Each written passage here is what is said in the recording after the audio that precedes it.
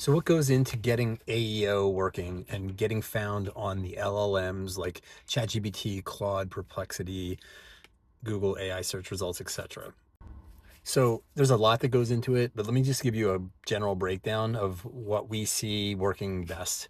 So first of all, there's files on the site that you need to deal with.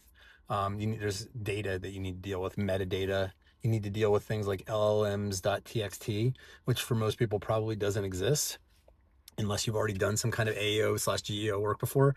And that's a file that basically informs the LLMs about your website, its content, what you're about, so forth. So I'm not going to go into deeper right now, but just so you know, you need to have an llms.txt file.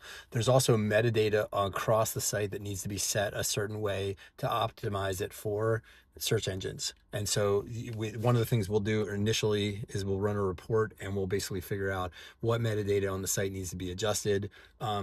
Interlinking between pages on the site. So you want to make sure that there's a linking between site pages. By the way, that's really old school SEO, but a lot of people just didn't do it then and they need to do it now. So it's no less important with AEO/GEO than it was with SEO.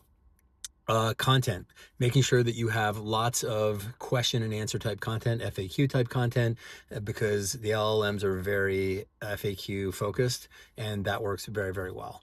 Going beyond that, there's some things that being found elsewhere on the internet by credible sites that talk about you is always a good thing, whether it's SEO or AEO/GEO. But what I will say is that the sites, the water coolers that they go to kind of stand around and figure out how to answer these questions are going to be different than it was with SEO. In some cases, there's overlap, but a lot of times what it's going to be is particular to the LLM in general. So for example, if you look at any prompt that you put in asking a question, the LLM in response will be citing a number of different sites that are authoritative to that LLM for gathering that answer.